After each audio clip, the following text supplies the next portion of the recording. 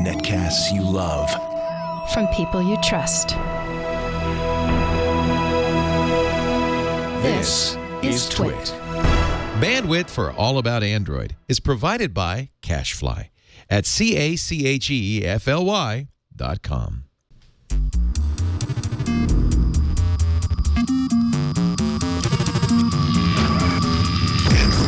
Hello and welcome to All About Android, episode 374, recorded on Tuesday, June 19th, 2018. Your weekly source for the latest news, hardware, and apps for the Android faithful. I'm Jason Howell.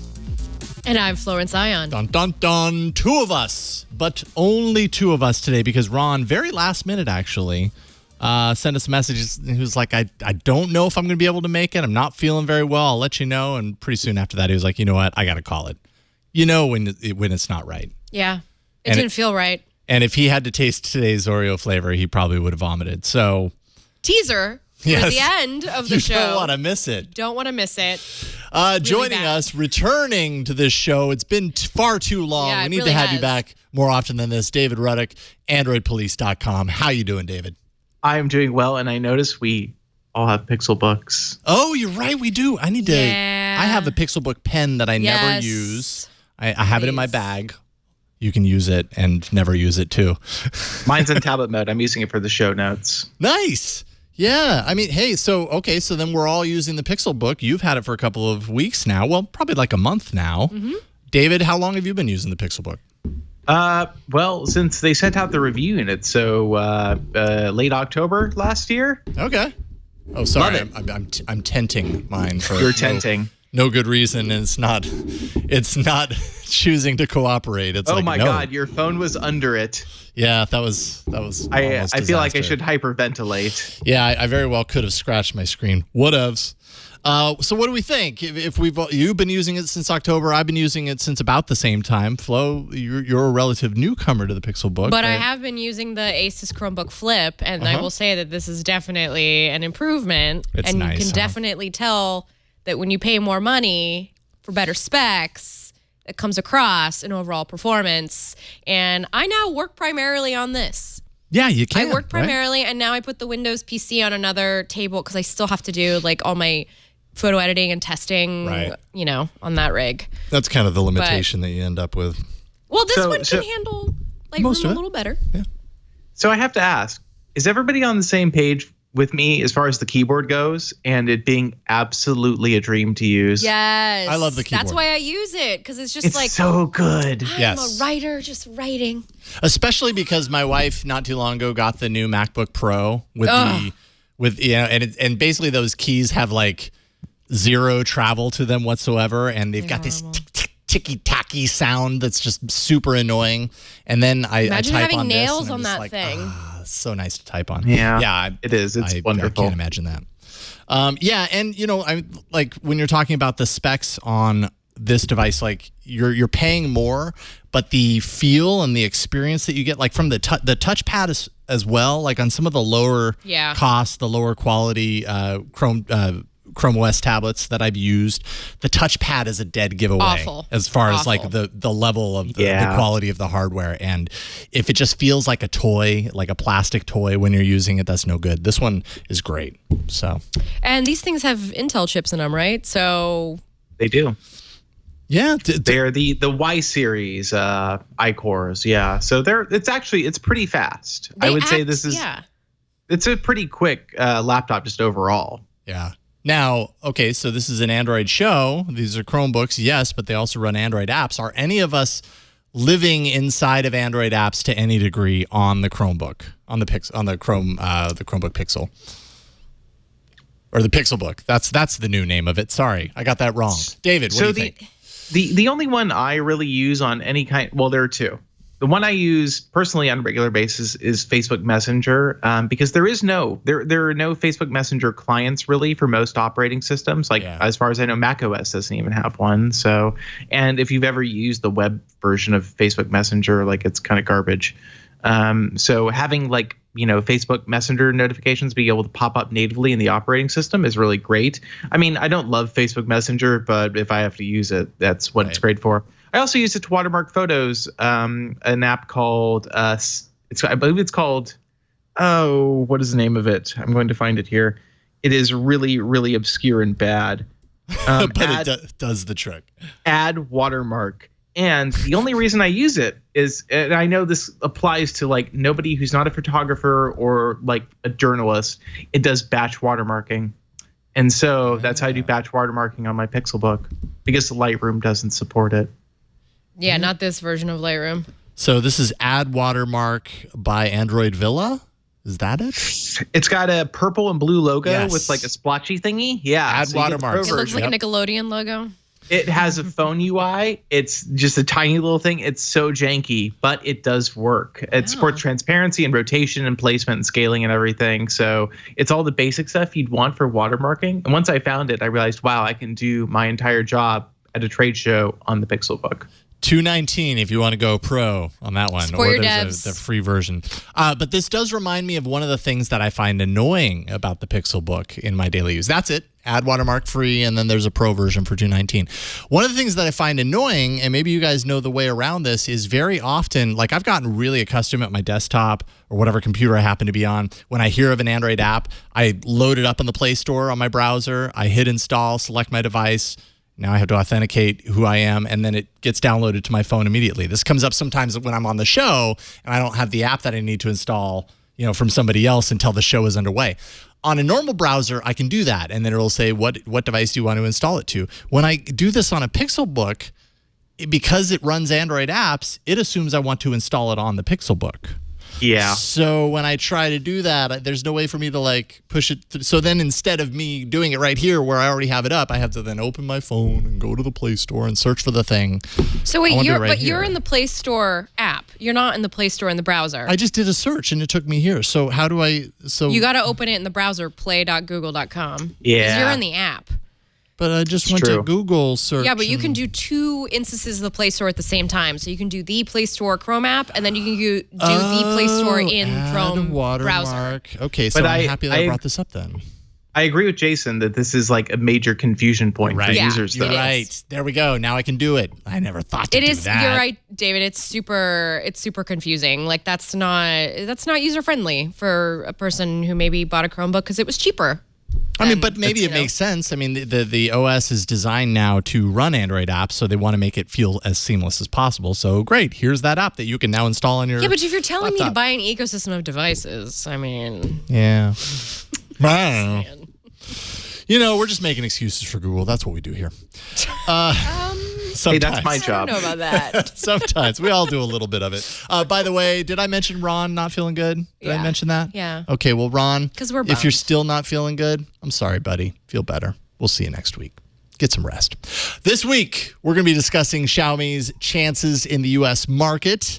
David actually wrote an article about this. Very interesting stuff. Also, the Oppo Find X that has a very interesting solution to the notch dilemma. Google Podcasts is now a thing. Google's third attempt at podcast app.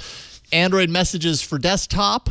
Substratum's doom that it is meeting with Android P. And we have a bunch of your emails. We got a whole bunch of stuff to talk about today. But we don't really have a news segment. It's really this episode is more hardware and apps, but I didn't want to leave you hanging, Victor, because I know this is your moment to shine. So it's time for the hardware news. So I heard you still like Android news, so I'm gonna slide in some more. What did Android you? news. What did the? I don't even know what I just. That's amazing. Play that again. And you can choose or choose not to do the VO. I just want to see the graphic. That was amazing. And very related to one of our news topics Holy today. cow, dude! Or hardware topic. Yeah, I'm kind of bummed Ron's not here to see this. Yeah. 'Cause, see, look, I even found Bezel-less and all that stuff. Wow, that phone is beat up. That's the most Yeah. beat up bezel-less phone I've ever seen. That phone has been enjoyed. The case for over the years. bezels. Dude, that is awesome.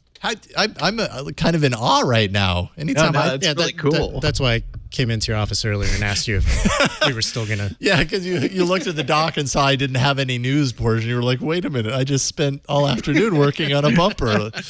I had no idea you were making that, though. That is amazing, Victor. I love it. Anyone who isn't watching the video has to go and check it out and see just how talented Victor is. Thank you for doing that. So let's talk about some hardware news. It's kind of both. This sits on both sides. David, you wrote a post. You had a brief time, I guess, with the Xiaomi Mi 8. You were at a press event, and you got to take a look at the hardware. So I thought we'd talk a little bit about what you thought about the hardware, and then also you wrote an article about this with a very specific point. We can talk about that. But first of all, what did you think about the Mi 8 in your short time with the hardware? Well, I think that Xiaomi's Mi line of phones, which are the mainstream, relatively premium, smaller handsets they make, Xiaomi makes a lot of phones. But these are the ones where if you're looking for an analog in China to the iPhone, Xiaomi's Mi, like the Mi 7, Mi 6, Mi 5, going back probably to the Mi 4, I think. I'm not sure if the Mi 3 was really an iPhone knockoff. But basically, this is the phone they sell, saying, where the pitch is, hey, do you want an iPhone for under $300? We've got you covered. And that's what the Mi 8 is. And I feel like that was really what most people who looked at the phone and announced the phone talked about. Wow, this looks like an iPhone X. And it kind of does. The camera module on the back, the notch display, the Explorer edition of the phone, which is the special one that costs a lot more money, has a 3D facial recognition scanning feature, just like the iPhone X.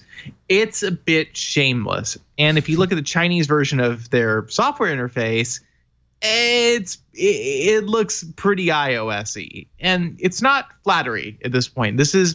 Xiaomi is catering to probably a market that is substantial in China. People who want an iPhone but don't want to pay $1,000 for an iPhone X, which is understandable.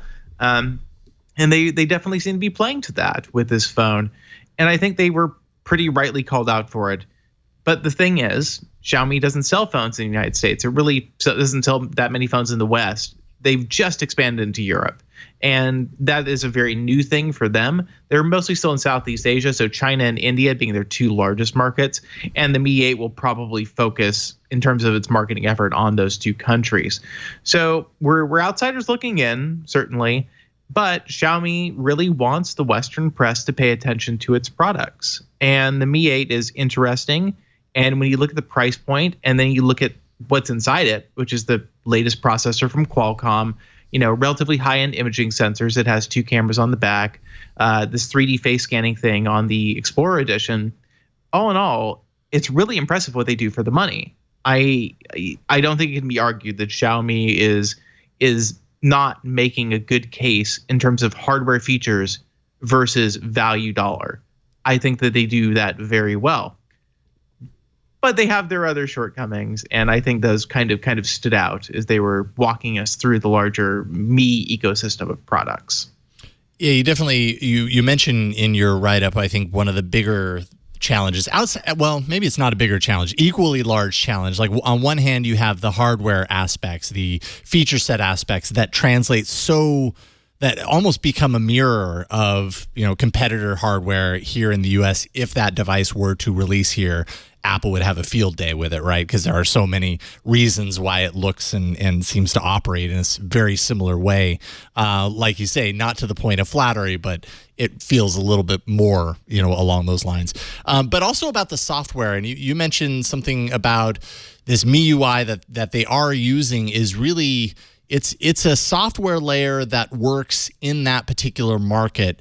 If that software layer were to be the software layer that we got here in the US, it probably wouldn't stand a chance, right? And that becomes a big hurdle for them to overcome. If in order for it to work in the U.S., you'd have to have, I would imagine the U.S. market would require there to be Google services built into there the way that everybody expects these phones to have them. And if that's not there and it's some, some alternative UI that's completely detached from everything Google's doing, that pretty much makes it dead in the water unless they can change that, right? Yeah, but Xiaomi does ship their phones in all non-China markets with Google Apps. They've been doing that for a couple of years now. They are a Google Services partner. I think what really speaks to me about their software is the fact that we were using Chinese ROM, so Chinese software phones at this event, and Xiaomi's PR reps were very careful to say, well, this is China software. There are no Google services on here. It's preloaded with a bunch of stuff that will only come on the phones in China. Don't worry about it. When you get the global version of the phone, it'll be Google services and there won't be all this extra stuff on there. And to me, when I'm thinking about what Xiaomi's offering, their argument is if you buy a Xiaomi phone, you want to buy all this other stuff that Xiaomi makes, or I shouldn't say makes, all this other stuff Xiaomi sells. Which they don't make, this ecosystem of accessories. So they have these services and they have all these other products. Like they make the most successful air purifier in all of China. Mm-hmm. Air purifiers are wicked popular in China. I mean, you probably, if you're from America, you probably don't just understand how popular air purifiers are there. But given air quality concerns in China, they really are. And Xiaomi's had wild success there. They also work with, but they don't make that air purifier. Another company makes it. So Xiaomi makes routers, it makes phones, and I believe they make the tablet and laptops they've announced, but that's really it. Everything else is made by partner companies. They certify as part of their Mi ecosystem. And the idea is you buy these Mi ecosystem products once you have a Xiaomi phone, and you pay for subscription or in-app purchase services that enhance these products or provide the necessary services for them to work consistently. And Xiaomi says that's how we want to make money. We want to sell people services. Hardware is just how we get them into the service ecosystem. And as I'm sitting here looking at all the stuff they're showing us, for example, like a laser HD movie projector, a bunch of Philips Hue lights, an electric toothbrush with an app, motion sensors, smoke detectors, it's really anything. They have pillows they sell under the Mi brand. The pillows aren't smart, but they're just pillows. They sell them. And I'm sitting here thinking, well, this is all fine and great, but if you are telling me that Xiaomi has serious ambitions in America, these areas, these product spaces are all saturated immensely. There's intense competition. You're going up against Amazon, you're going up against Google and Apple, and then probably a dozen smart home companies that really probably don't have any interest in giving you a cut of their revenue because they're pretty well embedded here. And so it just kind of feels like a fantasy that way when they say, oh, we're very serious about coming to America. We don't plan to make any money on phones. We just want to sell you all this other stuff. And so looking at the phone, and the idea of the value proposition is you buy the phone and you're getting the value out of all these other services, and that's how Xiaomi makes money.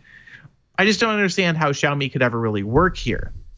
Google, they don't make any money from Google, at least not I would say they probably make a nominal amount of, I really can't say that word right now. A nominal snowman. A nominal amount of money from Google through their Google Apps agreement, but it's probably not much. Yeah. And so realistically, Xiaomi's pitch here to sell phones is we can offer you really great hardware at a really great price. And most Americans buy their phones on contracts and installment plans. And honestly, I look at what OnePlus is offering, and I'd rather have the OnePlus phone than any of these Xiaomi phones personally. But right. That may be a more subjective take. But I didn't leave convinced that the business model can work here. Did you get a chance to see the Explorer edition with the fake but see-through translucent backplate? I did, and I think that it looks interesting. I think that whoever came up with that idea definitely deserves a raise. I think that it's great marketing, and much like their in-screen fingerprint scanner, which I watched somebody try to enroll a fingerprint in that, and it didn't go smoothly. So I remain unconvinced by that technology. I think Xiaomi has done some interesting things. And I think, again, for the money, the hardware they come up with is very impressive. I'm just not sure that they really have a place here in the US, even though they seem to really want us to think that. But the Explorer Edition, that kind of fake see-through thing, I shouldn't say fake. It's actually see-through. And you're seeing... But it's also fake. It's fake and real, and it's just they waffled so much around what the see-through element really is that at this point you may as well just say, well, there's some stuff in the phone and it's got logos painted on it. Yeah, that's about the most truthful thing you can say about it. Totally. Are we ever going to see any permeation from? Well, hold on, I got to roll that back because we have seen OnePlus has made it over here. I mean, we're going to get to that in a bit. Like, they've managed to sell a lot of phones. But I mean, are we going to see any permeation from these Chinese brands that are just Like, I just feel like every time they talk about coming to the United States is always with some like cockamamie idea that is just completely against like the consumer culture we already have here. And I mean, we're stuck in our ways. You can't get us to change. Even when it seems like they have it all figured out, we realize eventually that they don't. You draw the comparison. And I realize that's a big generalization, but what I'm talking about specifically is the Echo comparison. They wanted that subscriptions too. You know, they had this whole ecosystem play kind of approach as well, and we see how that worked out for them. They had other issues. Xiaomi doesn't seem on the surface to have nearly the same amount of issues right from the get-go that the Echo had. Yeah, exactly. A better foundation. We're there, so I change around the order. So go ahead and talk about the OnePlus. Well, okay. So yeah, the good news is that the OnePlus has sold 1 million units in 22 days, which is quite an impressive feat for the company. Wow. They were celebrating on Twitter. This is the fastest phone that's ever sold for the company. OnePlus 5 and 5T took 3 months to reach the 1 million thresholds. And I guess the question is, what are they doing this time around? I mean, are they doing anything different, or is it just that we've had enough iterations of OnePlus? There's been enough time for the brand to really incubate here, and they've put out good product, great product, I should say. And now we call the OnePlus like the Nexus, the Nexus phones that we don't have anymore. So it's like, is that it? Is that it? What are they doing right? What do you think, David? Do you think that they've just established enough of a brand identity in the markets that they serve that those same people are coming back for more, or are they actually getting new people, which is what they really need to do if they want to expand? I think their success in America, they say they're up 137%, something like that, year over year in America on the 5T sales. I don't think they've released any specific sales figures for North America in terms of the 6. I do know that they are essentially going toe-to-toe with Samsung in India now, which is crazy. Like, I would not have ever predicted that happening. I mean, I understand the Indian market is very value and spec oriented, but OnePlus success there has been probably even beyond what they expected. And I think that's mostly where that figure is coming from, which is not to belittle it at all. I just think that OnePlus has had unprecedented success in India. And I think that's why they've been focusing on that market quite a bit. And that's great. Like, that, it shows that their business model is working in a particular environment. Whether or not they're having any more pickup here in the US with the 6 versus the 5T, I don't know. They're not releasing those figures. That said, I mean, from a kind of hype standpoint, I felt like the 6 probably didn't really do the numbers and the kind of level of interest for us that the 5T did. But I always feel like that's the case with OnePlus since the 3 and the 3T. The slightly better version of the phone that comes out later in the year, people tend to be more interested in because the initial release has been proven the first time around. So if they do a 6T, which I would honestly be surprised if they don't, I think that we'll see that interest continue to grow. I think OnePlus is doing great things. I think that they do still have their occasional issues. Major OS updates, we'll see how they handle P. I know they are part of the beta release, which is encouraging. But whether or not that will translate into speedy updates to P for the 5, 5T, and 6 in the months preceding the official P launch, later this summer, we'll have to wait and see. But I really do think they are making the most cogent argument for buying an unlocked phone in the United States, maximizing value, maximizing your specifications with as little compromise as possible. I think camera is the one area you really compromise with them. But as long as you can get past that, and honestly, the 6 has the best camera of any OnePlus phone yet, as long as you can get past that and you aren't on Verizon or Sprint. That's another big caveat. That is a major caveat, certainly. I was going to say. I do think their phones, I love a lot of what they do. The fast charging, their first party cases, the cases they make for those phones are great. They're really, really good. And I just don't think you get that from a lot of other brands. Even Samsung. Samsung's not making cases as nice as OnePlus, which is saying something. So I think their success is hard earned. Yeah. I agree. I would completely agree. And I like their strategy of releasing the flagship and then 6 months later releasing an updated flagship. There you go, Tom Brokaw. Thank you for your support.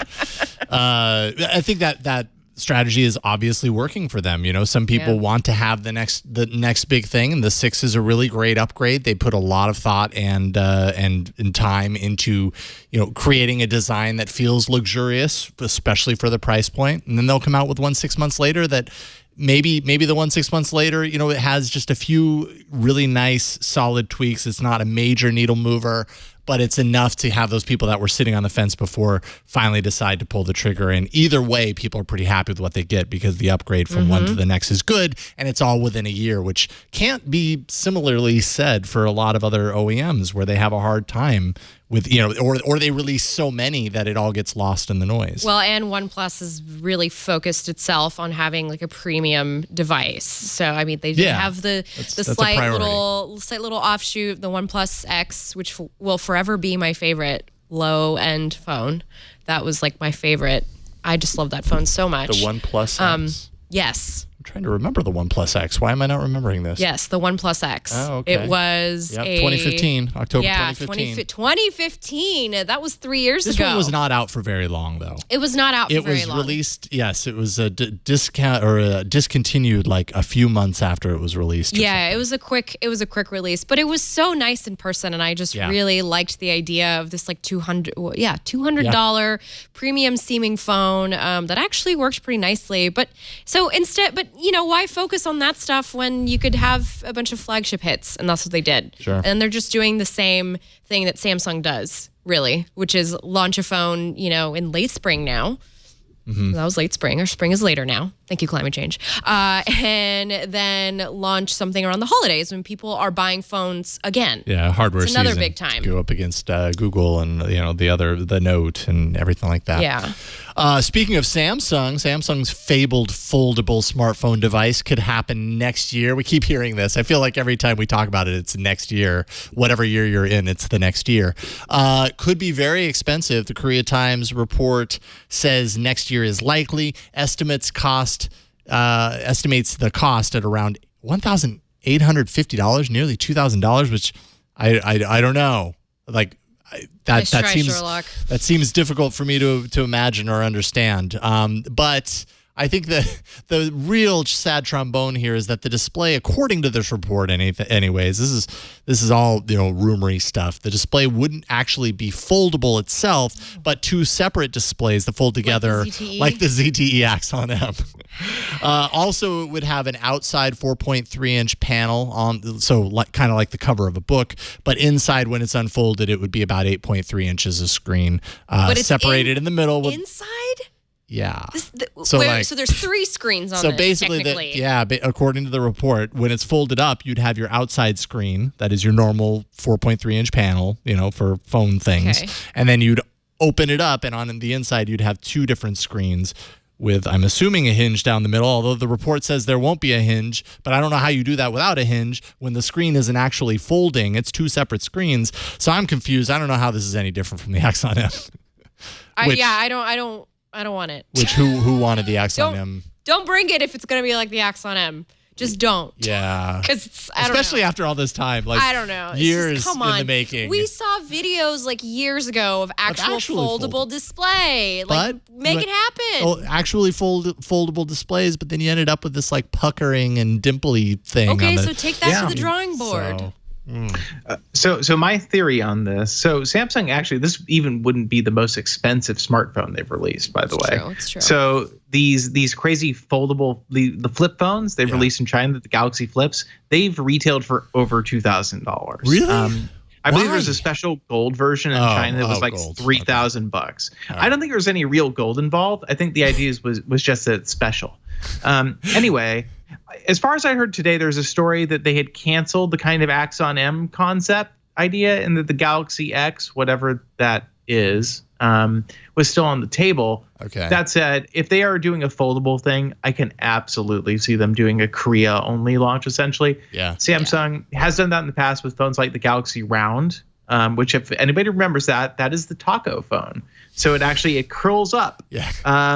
It's the opposite of the LG G Flex, if you remember that. It curls up in a way like, it's really weird. That phone cost $1,000 at the time. So I would not be surprised if this is kind of a weird, funky Korea-only fan release thing where they know they're going to get a positive reception and generate hype, essentially. But I agree, it's sad that they haven't gone with the truly flexible design. If it's hinges, it's dead on arrival. Yeah, and I mean, if it's taken this long to get it right, maybe it just doesn't deserve to be released. Maybe it doesn't deserve to happen at this point. I feel like no matter what, there's been so much pent-up expectation and daydreaming about what it could possibly be that no matter what, like it's a lose scenario. You come out the other end and people are going to be like, really? That's what we waited this much time for? I don't know if foldable phones are our future. I don't know if we teach them well and let them lead the way, if they're going to show us all the beauty that they possess inside. I don't know. I keep seeing all this tech in TV shows. It's like where's all this? I don't know. Just make a book of ideas and pick one. Yeah, like a phone. Yeah, just a phone. Just like the Oppo Find X or 10. Yeah. I don't know. What is it? So if you're sick of notches, well, I guess this is a solution. How about a slide-out camera? Something that kind of embeds nicely into the chassis, you know? That's what the Oppo Find X does. That's it's a slide-up. There's an animated GIF on the screen. That's it's so fast. Like but this really, is a better animation. So what are we looking at here? What's going on? What is going on? That is a pop-up camera. So inside that little module is a dual 16-20 megapixel rear-facing camera with a 25 megapixel front-facing selfie camera embedded inside a motorized slide-out tray, and that's how it works. This is how you unlock the phone. That's how it works in real time. This is how you unlock the phone, by the way. There is no fingerprint sensor. So in order to unlock the phone, you swipe up on the screen. Yeah. The camera appears and does a facial recognition and then disappears. So apparently it opens in under 0.5 seconds. Is that fast enough? Which is no. So under half a second. It's not fast enough. Which doesn't seem fast enough. I mean, I feel like looking at this GIF here, I feel like, wow, that's some Westworld stuff going on. It is. And I don't want it. I don't need that. I don't need any motorized action on my phone ever. I love that GIF. Yeah. That GIF's so much better. I feel like the mechanical aspect, anytime you bring mechanical like operation into your smartphone, which our smartphones are already delicate to begin with, if there's moving components, I just feel like that's a bad Just needs to stay sign. A brick. Just needs to stay a brick. For those of you who are interested in some of the specs that are inside, Snapdragon 845, 8 gigs of RAM. So that's a 6.4-inch 1080p screen that you're looking at. It's OLED bezel-less. So there you go. No bezels. 256 gigs of storage, Android 8.1 Oreo, 3700 milliamp battery, and no headphone jack. And it's available in China today with no pricing, but eventually it will come to North America and Europe. Yeah. No, Burke, there is no notch screen on the pop-up part. Although that would be a nice troll. The pop-up thing comes up and there's a little notch up there. Notch, no notch. Notch, no notch. Mine doesn't have a notch. Yeah, that's true. Well, yours is the future. And that's basically a 4K screen and a small one, so. Yours is the future. You are a visionary, Victor. That's why. I'm curious to see it, to see just how. And actually, what did we talk about last week? There was another one that had the pop-up camera. So this is another Oppo, wasn't it? It was the Vivo. Oh, it was Vivo. The Vivo. Okay, it had an O in the end. Yeah, that was close. Oppo, Vivo. Maybe it was a couple. The Vivo Pez dispenser. That's what that phone is. With Android P, Pez. So this is obviously a trendy thing, apparently. You're either going notch or you're going slide out thing. And I think in the slide out thing side of the aisle, this is better than the tiny little camera that appears that looks like it would hurt if you hit it the wrong way. So just to recap of what we've been talking about in the last several minutes of the show, we've been talking about foldable screens, pop-up top of the smartphones, pop-up trays for camera components, and pop-up cameras.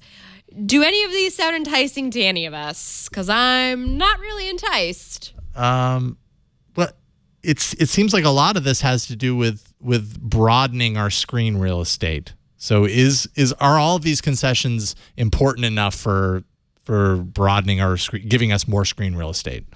I guess that's the question. I don't feel like I need a pop-out camera to get rid of that tiny little bezel up at the top. But then now is not 2 years from now when we're super used to not having that space up there anymore.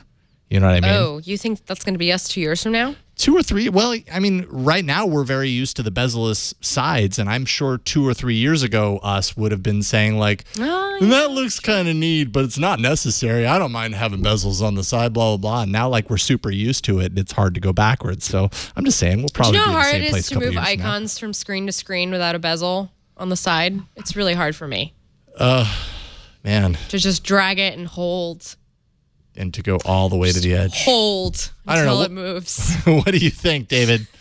Well, my video feed is frozen, but I do look skeptical. So I feel. You I feel do. Like I we're thought fine you were in that judging freeze us. frame. I thought you've been judging us for the past 5 minutes. Just say some nice entire bokeh on that shot.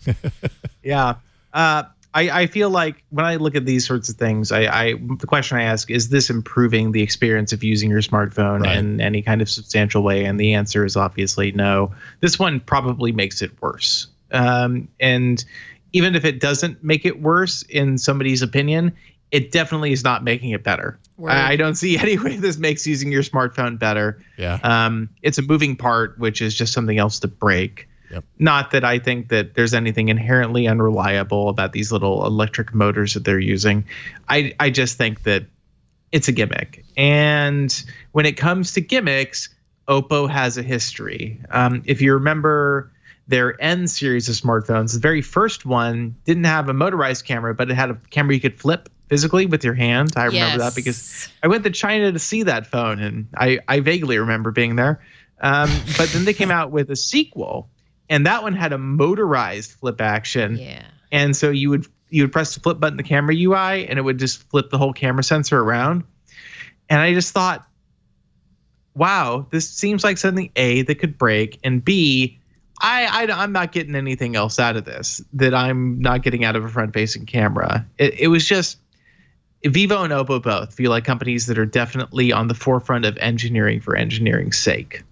So and was fun. Vivo the first? So we've been talking about fingerprints sensors being behind the display. Vivo was the first one with the concept, and then eventually like released it when everybody was thinking that Apple was going to do it with the next iPhone, right?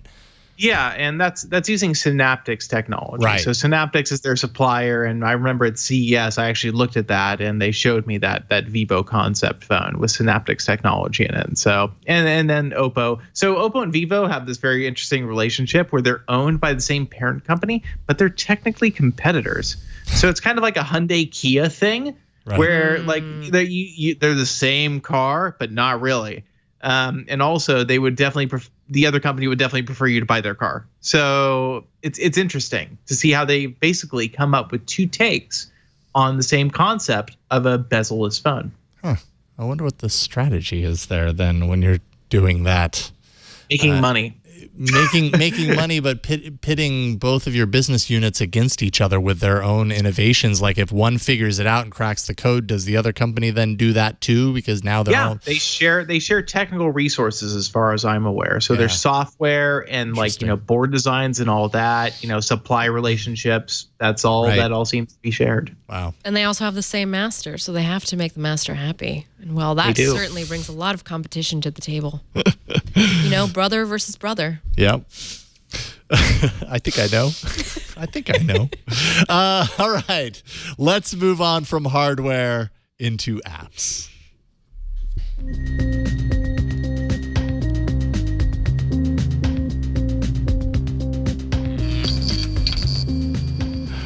We're going to do some magic and work on David's video here. While we're getting David back, we're going to talk about a little podcast stuff.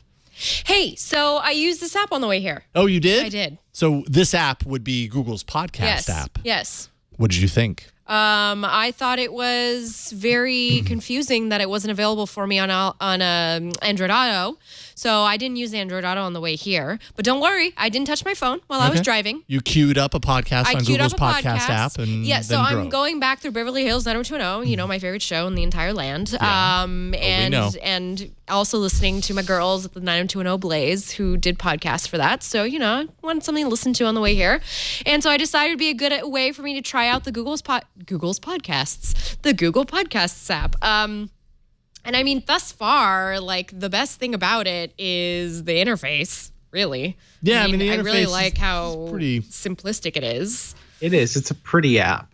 Yeah. That's all right. You got up at the very top. You got kind of a list of the podcasts that you're subscribed to. Oh. If you have a number that you are subscribed to. So it's got the whole bottom navigation thingy-majig that we're supposed to get. I never know The bottom navigation thingy-majig. navigation scheme this thing that's down coming to Android P. So that's there. I don't know much about the actual podcast finding, but it's just a search. That's really most of what it is. It did remember that I listened to the 90210 Blaze podcast the last time I used this podcast functionality in the Google Play Music app, and so when I came to, it surfaced that for me. Okay. Which was nice. Yeah, so it's important to know that the Google Podcasts app is really expanded functionality from the Google Search app. From what I understand, this is all residing in the Google Search app if you're up to date. The Google Podcasts as the app that you install from the Play Store is really just kind of a shortcut to launching this functionality within Search, right? That's accurate. Yeah, it might also do some kind of media player bits and stuff, but it's very basic. This is just linking into the Google application. And so as a result, a lot of this stuff, it's really based on Assistant. The idea being that when you launch a podcast here, you can see this in Progress tab. This will show you where you are within your many podcasts. So if I was to go home and say, hey, G, play the Material podcast, it would know the last episode that I was listening to, where I was within that podcast, and it would pick up playing from there. So there's some nice device handoff features as far as that's concerned. Yeah. I sound wise, I had no problems. It was fine, but I'm just not used to this interface because I've been using Pocket Casts for so long. Yeah, and it took me a little getting used to it. I'm so ingrained there, but I will say, as far as discovery goes, nobody's really met my needs in that sense. And I don't know. This what do you mean? Kinda, it's not making discovery easy for you? It overwhelms the heck out of me. It's just so much stuff. It's just so many little tiles and screens. Tiles and images is what I meant to say. I don't know. Yeah. I don't know. It's just. I didn't. Somebody's got to help with it. This here is this is what's static. I didn't find the suggestions very useful, but I also think that podcasts are very. At this point, we're all so used to living with podcasts that it's kind of like we have the podcasts that we listen to, and discovery is something we do when we're ready to do it, not something we do passively, really. Like, rarely would I open this and be like, oh, there's something I've never heard before and jump in. Like, usually if I'm opening my podcast app, it's because I have the podcast that I'm listening to and I know the one that I want to jump into and listen to right now. That's true. Definitely. You know what I mean? Yeah. But I know podcast is really good at that. Yes, absolutely. And there are many things that are not featured in this app. They say, and some things that are really interesting that are on the horizon. I'll talk about in a second. But things you can do: subscribe. You can download. You've got your 30-second skip forward, 10-second skip backwards, playback speed, which I actually thought that increasing the playback speed, the way that they do it here, sounds actually really good for spoken dialogue stuff. Music, not as much, but if you like to do that, you're going to get, I think, a little bit of an improved sound out of this. Things that you don't get here: you don't get Chromecast support. You don't get auto download support, which seems strange to me in a podcast app, but it really seems, again, like this is more designed for search as opposed to being an all-featured podcast it was made aggregator. by a search company. Exactly. And they know but does that serve all the that customer? indexing. So Does that serve the user? No playlist creation support. So if I wanted to like go in there and say, play this, then this, then this, then this, I want all the new episodes of all these podcasts to play one after the other. There's no support for that yet. There goes your cleaning day. No desktop support. I mean, these things can be added over time, and that's Google's mantra, right? Launch it so that it's out there, and then someday improve it. It is 2018, and we do not have. I'm just saying, like, there's been time. Yeah. Maybe I'm being impatient. I don't know. But it's 2018, everyone. Like, we've seen what a good podcast app looks like, Pocket Casts, and we can garner from there. Which is so fascinating to me because Google cooperated with Pocket Casts on a material design, not 2.0, but new material design, redesign. Quite recently, they showcased at Google I/O. And then Pocket Casts announced that they were being bought by NPR and a group of other investors, which was that was very interesting. I found the sequence of events there fascinating. I think that Google will probably reach feature parity with Pocket Casts about 1.5 years from now. It's going to take a while, doesn't it always? All right, you said it here, 1.5 years from now. Okay, we'll totally remember to check in on this and hold you accountable, David. I'm very impressed that on episode 273 of the Android Police podcast, you guys worked in some emoji into your podcast title. I'm just kind of impressed that actually follows through. We haven't done that yet? No. We've never added actual emoji into our title. We're behind the times. It's Unicode. It's standardized. Yeah, it's just never. Oh yeah, episode 273. We did do that.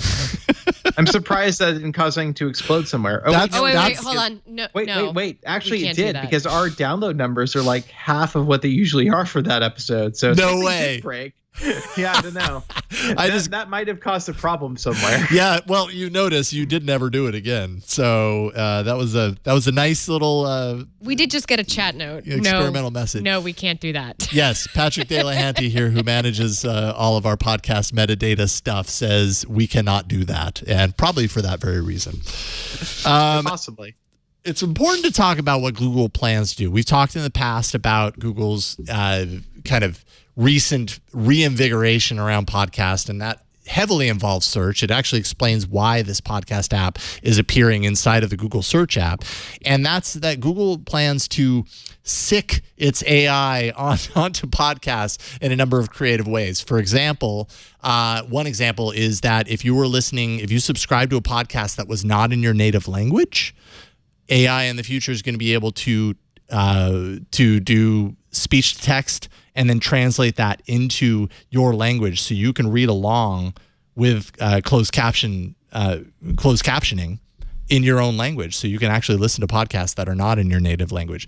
They also have plans on increasing search, which we've talked about in the past, and one could extend that out to this idea that, like, then if the content within podcasts becomes searchable, that opens up opportunities for a lot of different things, a lot of stuff to be discovered by people who are searching Google or whatever that might not have run across it before because it wasn't in the title or the description. It was in the content of the podcast, and therefore they were able to reach it with their search query. So this isn't about podcasts at all. This is just about a way for Google to build its search abilities. Yeah, well, yeah. I mean, in order for them to do that, they need to build out the foundation. Precisely. Have people used to getting their podcasts through That's Google, actually really crazy. Can you imagine searching for a piece of information and Google gives you a result like, oh, if you listen to this 35 seconds of this podcast, you'll get a brief summary of whatever you were looking for here. That's nuts. Yes. And that's not fair because sweet. I didn't have that in college. I had to listen to everything, and I had to search all over.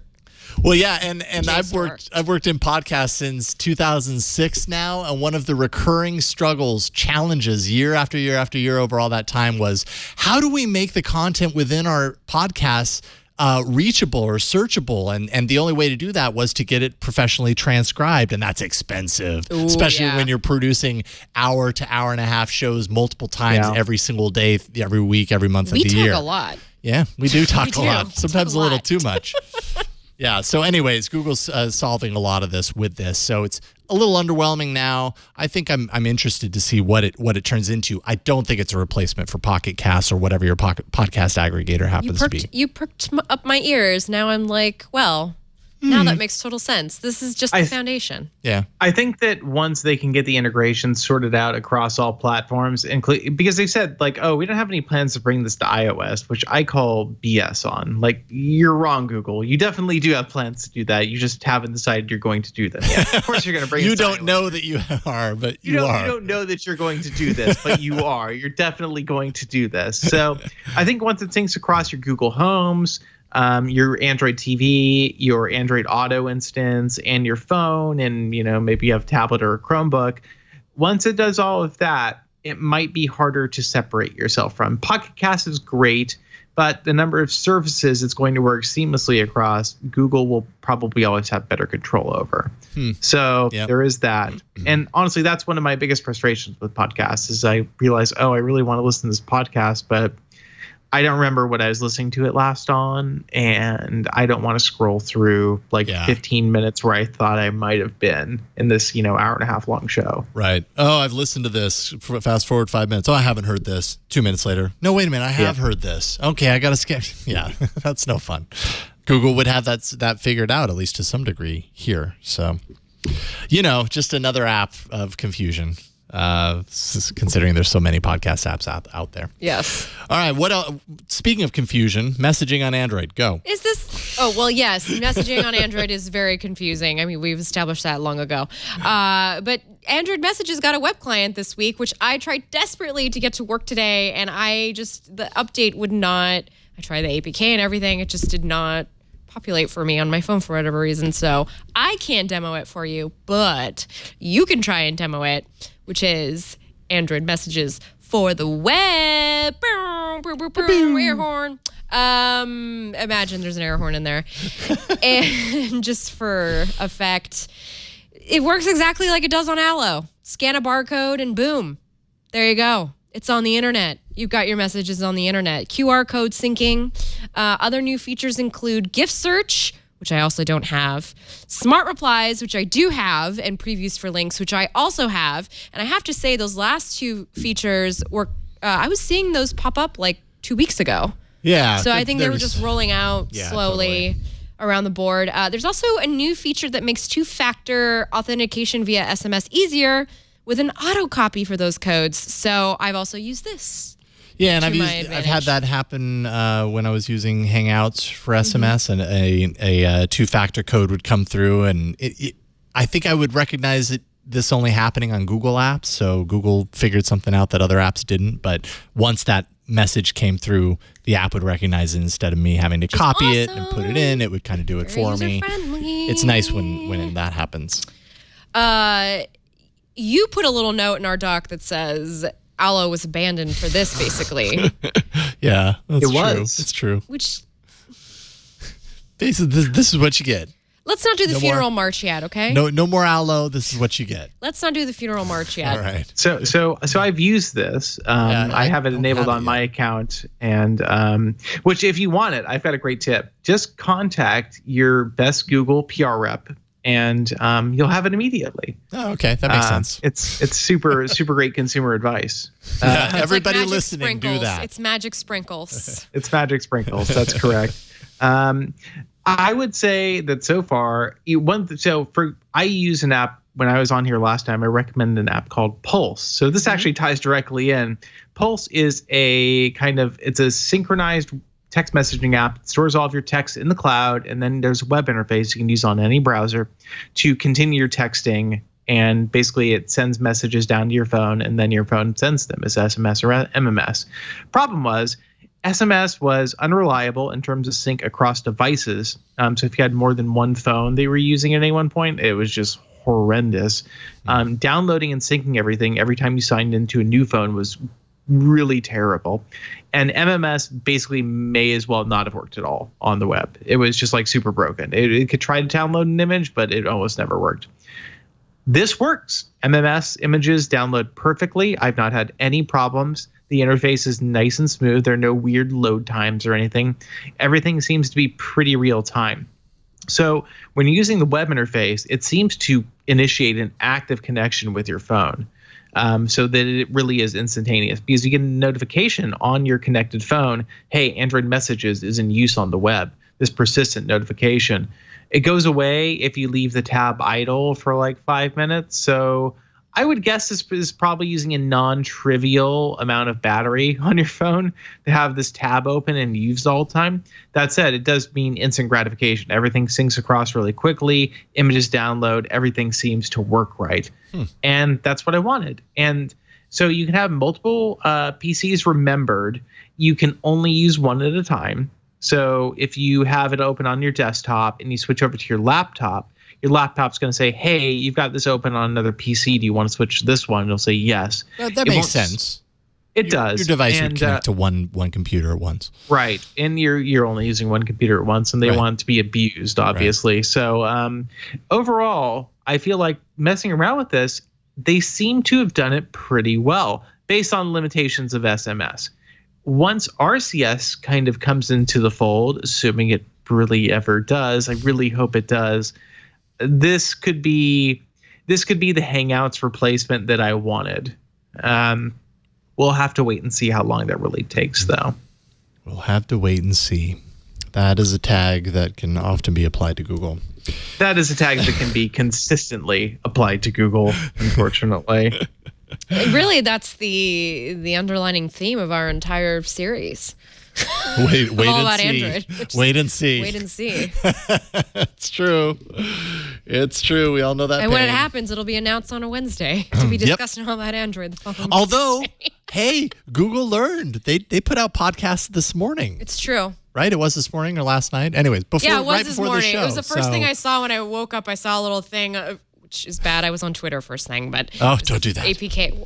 I did it. Okay, all right. APK mirror was the first thing that came up, and then I was do like, that. There we go.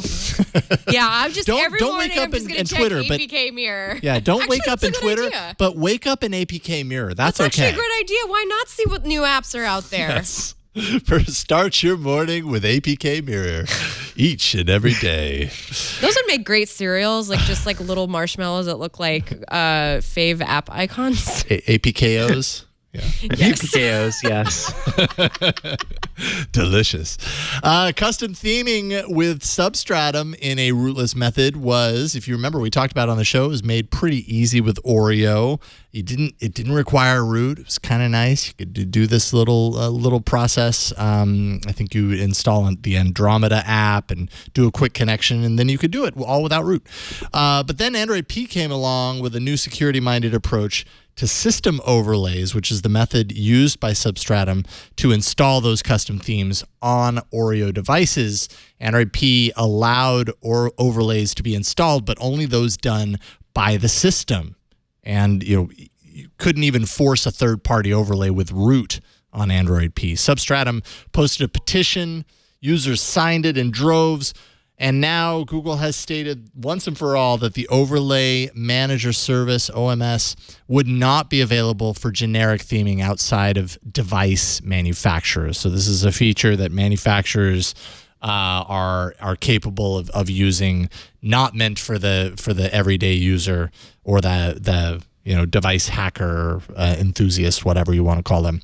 Essentially, Substratum on Android P is dead until a workaround is discovered, if that happens at all. So I'm pretty certain there are plenty of people out there that are sad to hear this. It really seemed with Oreo that there might be, this might be kind of a turning point for Google as far as Android theming was concerned. Like, hey, yeah, you know what? We've made it a little easier for you to do this and not requiring ROM and all this kind of stuff. Turns out it was just a security thing that they eventually patched up and now no longer. That's all I got. I don't think Android's supposed to work that way anymore. I don't know. Google seems to be battening down the hatches. Well, when you're creating a design paradigm that you want to really resonate with consumers, you want them to want to use it. You mean the stock design that Google's offering, or Yes. you want them to be able to create their own themes? You want them to be able to use what you have provided for them. That's true. Yes. Android is also made of a lot of people that like to customize things to a T. I know. And historically, it's been very friendly to that. I guess there are probably other ways to theme, though, right? Yeah. Maybe. This was the best one. Yeah. So I think that Google has kind of stated its intention in that, well, yeah, we're breaking this method. Honestly, the kind of party line that I've heard from Google is, we understand that these people are out there. We want to make sure that we're not doing something to unnecessarily upset people with what we're doing to the operating system. I wouldn't be surprised if long-term horizon, there's going to be something that can help get us partway there. Yeah. I think that the way Substratum worked was hacky. And so Google wanted to not have hacky things, that could potentially be exploited or break things or cause confusion to exist in the OS. That said, Google always has the best intentions. And sometimes it turns out the best intentions are like, well, we actually just are going to keep this broken and we don't have a replacement. So, okay, moving on. So we'll go ahead and forget about it. Yeah. Yeah, that might be what we have here, but that's a bummer. There's been a lot of talk about Substratum over the past year and a half. People really excited about how easy it was. Not so much anymore. Can I play taps now? I guess. I mean, do you have it? Well, I had my finger on the button for a while. Oh, okay. Yeah, you can play taps if it tugs on your heartstrings. You can just play it underneath when we're talking. It's totally fine. Okay, we got our taps in. Thank you, Victor. It's time to answer some emails. Actually, really a voicemail. Yeah, let's jump into our first voicemail. We've not had one in a long time. No, let's do it. Let's do it. Long time, first time. I was calling because recently my Galaxy S9, that's my work phone, and then my personal phone, which is the Pixel 2 XL, I had to reset both, do factory resets on both. And this was after contacting Google support for the Pixel and Samsung support for the S9 separately and independently. Several issues with both phones, but bottom line is at the end, they both said, well, just try a factory reset because everything else we tried didn't work.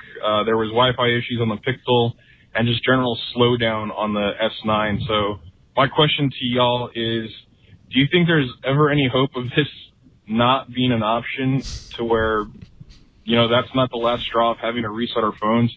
I know in years past, every Android device, after about a year or so, it just becomes sluggish with old crud to where you have to reset it anyways. And so I was just wondering if y'all think this is going to be something that will eventually be a thing of the past. Thanks a lot for all your work and love the show. Take care. Thank you, Willie. Willie, I share in your disgruntledness about this particular topic because I too, whenever I encounter a problem, the last thing I want to do is factory reset because I don't have time for that. I'm a busy woman.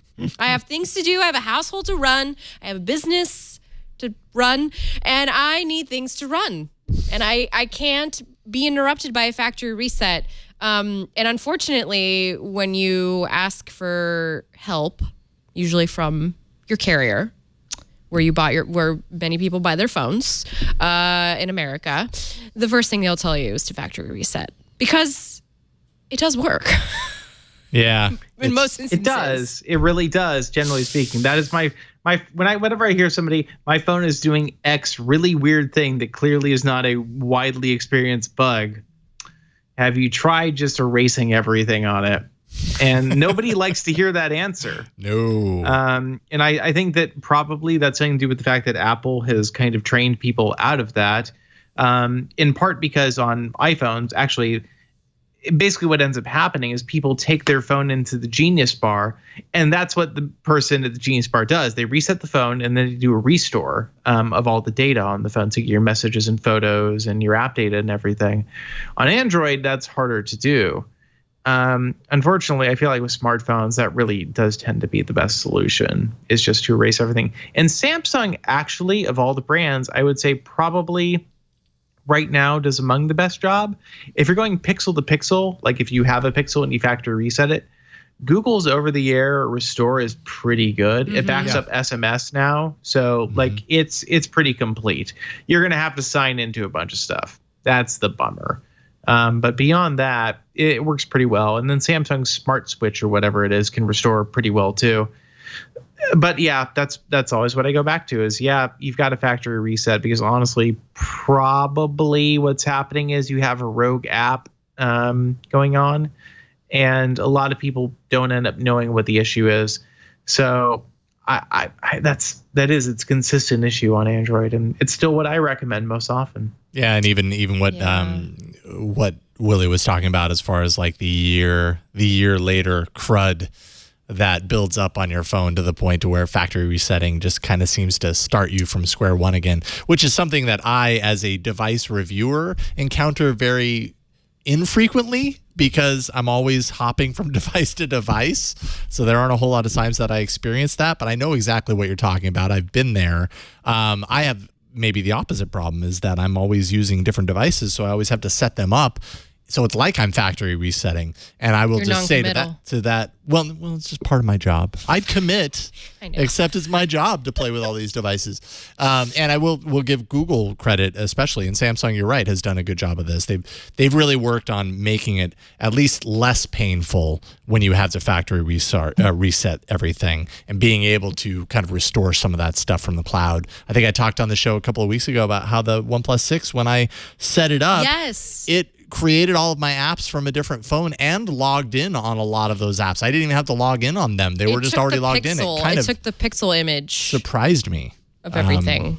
But so they're getting better at it. Yeah. And I don't know. Smart lock is really great, and then autofill. Autofill is honestly one of Android's best features in years. Just being able to pick up the phone and be like, oh, autofill remembers my passwords for probably 80% of the stuff I sign on to on my phone anymore. I certainly don't remember them. Yep. Yeah, it just makes life so much smoother. Granted, you do have to sign on in the first place, which is not the best, but at least you don't have to remember passwords as much anymore. It's way better than it used to be. Kai wrote in to take us to task a little bit for last week. I made an incorrect statement about the Essential phone. Kai said, the Essential phone does not connect to the modular camera or the new modular headphone jack via Bluetooth through the Pogo pin. I had said Pogo pin was just for power and that the data was transferred through Bluetooth. That was my error. He said the data is transmitted via wireless USB. The Pogo pins are for power only, and I did say that. That was just a good reminder. Wireless USB is way better than Bluetooth when it comes to data throughput. Bluetooth 3.0 and 4.0 works at a peak of 25 megabits per second. Wireless USB on Essential works at 10 gigabits per second. So you're getting a lot of data pass through. It's basically the same, it's basically the same thing as having something wired in via USB as far as data throughput is concerned. So when you're talking about high res audio information passing over that, you're not going to have any of those, issues that would happen from a slow data connection. So Kai, thank you for keeping us honest and reminding me about that, because I obviously forgot. Tisk tisk. Kai and then Kyle. Kyle. Lots of similar names. Kyle wrote in, I think a great way to differentiate a podcast app and monetize at the same time is to add an integration that has a similar functionality as Patreon. This way, while you are listening, watching your podcasts, you could easily support the content providers. This would also create revenue for the podcast app by taking a cut. This love and use podcast. Oh, I love and use Pocket Cast, and I do support some of my podcasts using Patreon, but it would be nice to have it all in one place. And I agree. It's a great idea. And actually, I noticed this is a big thing. One of my favorite podcasts is Ask a Clean Person, which is hosted by Jolie Kerr, who does the column on the internet. Ask a Clean Person, and a cleaning person. Ask a Clean Person. Ask the cling. Ask a clean person. Oh, okay. Yes, it's all about cleaning. We have three different podcast ideas. Ask a cleaning person. Yeah. Ask a cling person. I don't know if that's Klingon or something. And ask a clean person. Yeah, ask a clean person. They could have a network. We're giving them free ideas. There you go. But yeah, as far as I know, she has a Patreon. There are a couple more people out there who have Patreons who sort of do this to help underwrite their bonus absolutely. Podcast episodes, for instance, kind of like make extra cash. And I mean, we live in a gig economy now. The gigs are in the physical space. We take cars and we hire people to do things for us and deliver our groceries. And now the gig economy is paying the content creators directly for everything they do. Yeah, I mean, the more I think about this, the more I'm kind of interested in this approach. not personally because I work for a network, so this is Well, how I am interested because I'm sure that you are. I'm but a loan agent. when you translate it over, like they're already doing this on YouTube, right? Creators with Super Chat. with Super Chat. Yeah, I want to be tipped. Creators are paid by their fans via Super Chat. I don't know how successful that is, but there's an analog here, right, David? Yeah, I mean, I've always been super curious about how that works. Like, I mean, I don't personally understand tipping somebody who plays video games in front of you, but I understand that I'm also not from that generation of video gamer. So right. it is fascinating though, you know, on YouTube and Twitch both, how that's shaping up. I would be curious to see how much money they do make through those avenues. I tip some live YouTube DJs once in a while through Super Chat. Because a lot of these YouTube DJs are like kids in like South America and Europe who are just like playing music all day and they're playing me work music. Yeah. So I figure I'll That's toss cool. $1 or $2 their way, help them pay for a cup of coffee here and there, you know. Absolutely. That's great. Which is nice. That's awesome. But that's what our economy's coming to. Well, I mean, it's the fact that we have these options, that people have these options to do these things and still As a get paid content for it creator, I appreciate from it. their community. Yeah. Ted in Farfield, Ohio writes, bought new car receiver to replace the incredibly bad Entune infotainment system provided by Toyota. Android Auto was a must. I selected Pioneer AVH 2330 Next for my car. Tech completed installation, and at the end of my training session said, now comes the cool part, Android Auto. He plugged phone into USB port, and phone began rapidly connecting and disconnecting to receiver. Android Auto wouldn't start. Turns out it's a known issue with Pixel XL phone connection to Pioneer units and Kenwood. The Geek Squad tech and I tried connecting the phone directly to the receiver, turning on USB debugging on the phone, and using recommended USB cables, and so far, nothing works. We've contacted Pixel support. They know it's a problem and suggested what we'd already tried. We're either going to replace the receiver if we can find one that's compatible, or restore everything back the way it was. This experience has been incredibly frustrating, and thought it might be a springboard for a cautionary discussion on your show about thoroughly investigating car connectivity when purchasing car or phone. Food for thought. Love the show. That sounds like a nightmare. It is. Yeah. It is a night. Android Auto is a very difficult thing to get into your car if you want it to be a part of the head unit, because a lot of if you want to keep your car, which you spend a lot of money on, and you should rightfully so keep it if it's still working, why should you swap it out for something else just for some new For a head infotainment? unit. Yeah, exactly. It's a waste of money. Yeah. And the bummer is that in this instance, this is a perfectly swappable unit, and it didn't work. And I would say that's a bad on the manufacturers for not It is. optimizing it. Oh no, I think it's definitely on Kenwood and probably whoever else made JVC, I believe, makes some too. But at the same time, having had cars where I've put in third-party stereos over the years, third-party stereos suck. Trusting them even with Bluetooth is just like, well, you get what you get. Something like this, Pioneer, I would be very hesitant. That said, one of our writers, Ryan Whitwam, has had no trouble, as far as I know, with the install in his Honda Civic. So it's a toss-up, I guess. I mean, I understand the desire of people to upgrade these cars with the older systems. At the same time, I feel like that's quite an investment. I mean, these head units are usually at least $500. And if you're not doing the install yourself, you're probably looking at least $200 to $300 for the install. Probably more if you go somewhere like Geek Squad. So I just feel like I look at these and I say, you'd probably be happier with a Bluetooth head unit that's known working and good, and a nice phone dock mount for your windshield. Agreed. And run the Android Auto app. These head units with it built in, I wouldn't touch one with the 10-foot pole. I know some people have a lot of interest, but me personally, as somebody with a car without Android Auto, it's supposed to get it eventually, and I could never install a second or third-party head unit anyway. But I would never get one.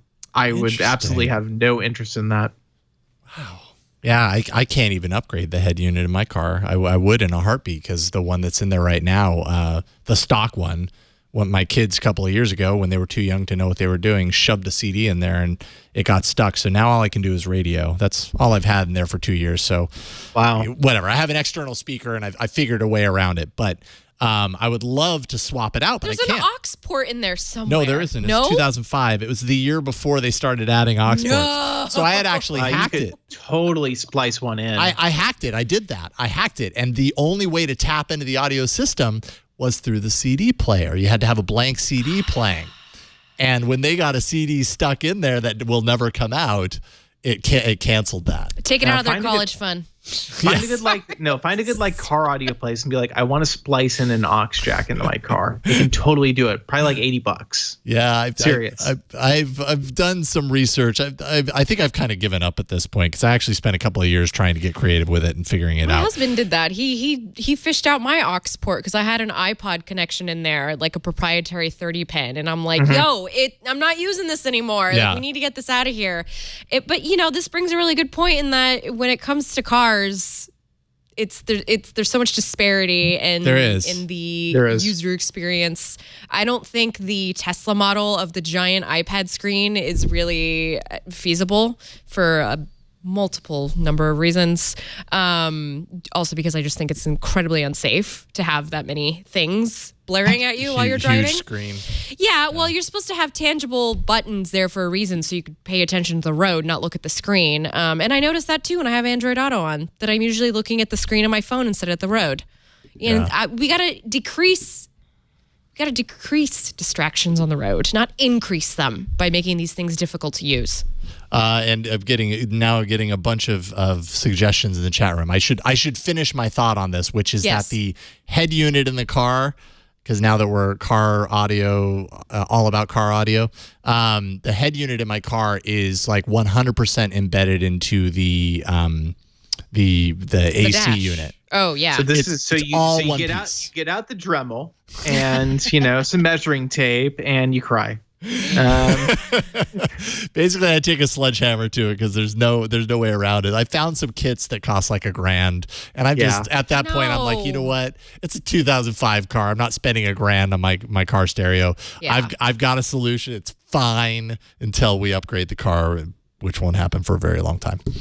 Anyways, because in the real world, people don't swap cars out like that. we don't things swap cost a cars lot like we of swap money. phones. I'm not leasing cars. I'm buying them and I'm driving them into the ground, people. That's right. Like, I'm not made of money. Hey, it's a 2005. We've got 80,000 miles on it. Yeah, and you have a good brand car, too. Yeah, it's going to last. This sucker's going until the bitter end. This is very All right, cool, anyways. near dear to our hearts. Anyways, wow, I think we're a little long. We are. Do we have time for any of these other ones, or should we just get to the arena? We should probably just get to the arena. Yeah? Yeah, let's just get to the arena. All right, I think it's time. Let's jump into the arena. So many enter, but only one lives. Android Arena. You're having a good time tonight. This is a fun show. I hope it is apparent. Twit.to/AAA poll 373 was where you went last week, or so we hope, to vote for your favorite app from that show.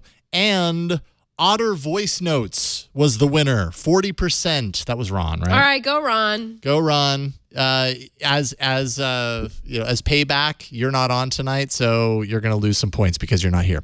Otter Voice Notes, 40%. Second place, Schwazi. Was it Schwazi or Chwazi? Anyways, Yen Tudao's app, Schwazi Finger Chooser, was second place at 29%. Third place, Clean Share. That was yours, Flo, right? 24%. And fourth place was Notion, 7%. Pretty sure you and I are going to be trading spots at the bottom here. So the current standings, thanks to Wade County in the chat, through week 24. We are 24 weeks into the year, ladies and gentlemen. Crazy. Guests are flying high with 71 points. Ron is in second place with 66 points. Jason is in third place with 49 points, and I am last with 48 points. So we are neck and neck right now, you and I. Yeah, this could be the guests continue to pulverize the three of us. So with no better pressure, app David. Choices. All right, so I'm the returning loser, so I will go. This is going to be a hard app to show because it integrates so much into your phone book, but there are certain things that I'll show you on the app. But anyways, I've complained on Twitter many times, and I've seen a lot of replies about, like, in relation to my complaints about spam calls, and I just kind of figured it was a Project Fi thing, but it turns out everybody's getting tons of spam calls now. They're replicating your area code, so it looks like it could possibly be someone you know, but you don't have their number in your contacts list. You don't know whether to pick it up or not. Every once in a while, Google's own phone system or phone app will detect this and will give you that red banded alert that says spam caller, and then you can choose to ignore it or swipe to go directly to voicemail. Although I'm convinced that if you swipe to go directly to voicemail, they know this because it stops ringing earlier, and then they keep calling because they're like, someone was there and they did that. So I don't do that. But anyways, where am I going? An app called Mr. Mobile, which I had forgotten about. This is an app that's been around for a long time. But basically, it's a way to kind of help you manage. It almost creates like a social network of sorts around spam calls. So, for example, I got a call earlier today, and when it came up, I got a little Mr. Mobile pop-up. Often what I've found is that if the Google Phones app might recognize that something is spam, but it doesn't know anything further than that, Mr. Mobile has like all of this extra information. So, is it Mr. Mobile? Mr. Number. Mr. Number. Sorry, this isn't. This is not a This isn't Michael ad. Fisher's official app. Although maybe he needs to do that. Mr. Number. Sorry, Michael. You need to get in the app dev business.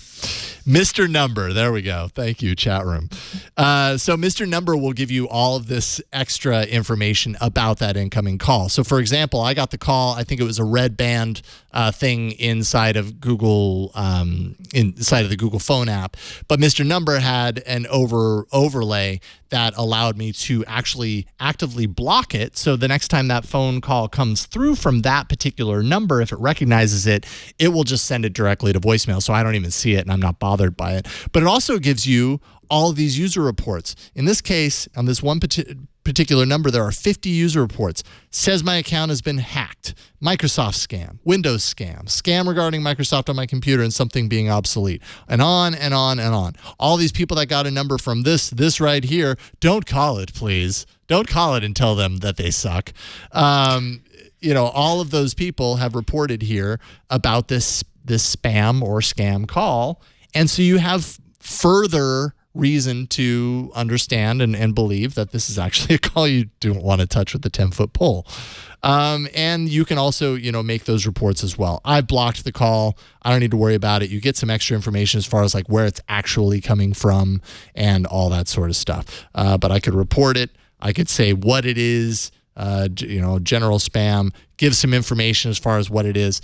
And then that's going to add that to their database.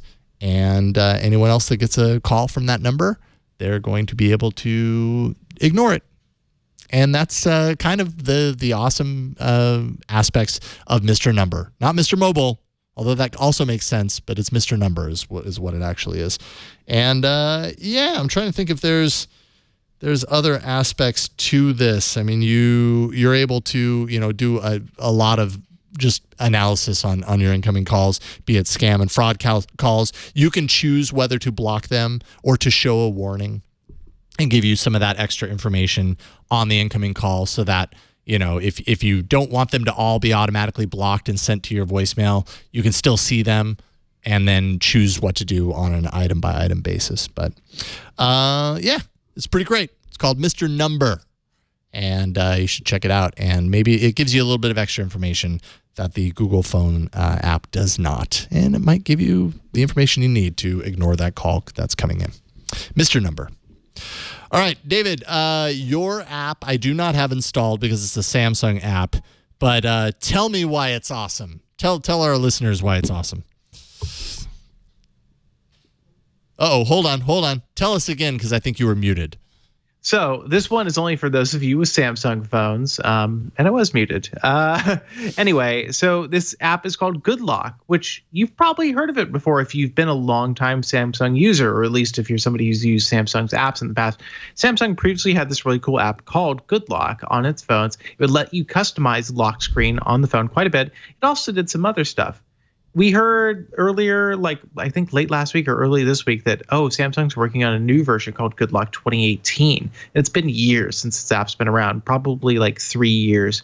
And so we saw some screenshots, and then bam, this week the app's out.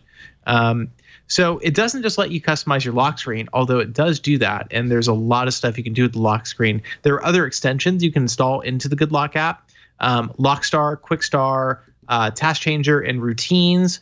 Basically, all of these do different stuff. So the Lockstar app is the sub app, I should say, lets you customize your lock screen. So you can change what shortcuts are on there. You can change the appearance beyond what's on the phone already. There's Quickstar, which lets you customize the quick settings panel, basically. There's the Task Changer, which lets you change how the app switcher looks, essentially, and some minor functional changes. There are Routines, which are kind of like if this, then that for your local device, which are kind of interesting. There's also some stuff you can do with the edge lighting, one-handed gestures, some stuff for sounds. I don't know what sound stuff does. I haven't even looked. This app is extensive. So once you download all the various extensions that work with it, this touches a lot of areas of Samsung smartphones. It will let you customize your phone in ways that probably you hadn't really considered before, or if you had, that the operating system really didn't let you do. So this app is really cool. If you're, if you're really into your Samsung phones, I would say this is definitely worth checking out, without a doubt. I'm sure there's some neat little features in there that, I haven't really explored just yet personally, but based on the original app and what this app, kind of stands for, which is enhanced customization of your phone, which a lot of people, who are enthusiasts really do want. This can change colors. It can change functionality. It can change the order of things, just make life a little easier for you. I think it's absolutely worth checking out. If you have a Samsung phone, unfortunately, it doesn't work with non-Samsung phones because all of this stuff is really specific to Galaxy phones. But, I mean, it kind of bewilders me that this stuff isn't there out of the box. I guess maybe it's too confusing for some people. But honestly, if I was using a S9, daily, I would download this immediately and check it out. It's definitely worth your time, and it will help you customize and personalize your phone. And maybe make it a little easier and more convenient to use, too, along the way. So you can get it from the Samsung Galaxy App Store. Unfortunately, it's not on Google Play, but you can also get it from apkmirror.com. We have it. Yeah, you could trust APKmirror. You can. It's from the same folks that do Android Police. So, you could trust it. Very cool stuff. Yeah, I wonder if it has any hooks into Bixby. Once you get it going. Samsung's other favorite thing. I forgot about Bixby. Do you miss Bixby? No? Okay. No, nobody mixes Bixby. I think I knew the answer to that question before I actually said it. Excellent. That is Samsung Good Lock. And you won't find that in the Play Store. You will find it on the Samsung Marketplace. But definitely check out the Android Police article. It gives you all the information and a link to the APKmirror site to download it. Flo, you are up next. I've just got a simple little app I brought to the table today. Let me fire it up right now. Fire it up. It's summertime, and summertime calls for hot nights, if we're lucky. Oh, God, don't tell me. Okay, you better. Yes, okay, good. I was worried it wasn't loading for a second.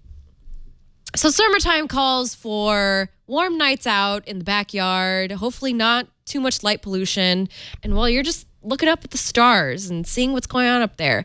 But what you might be looking at is probably maybe not a star, it's actually a satellite.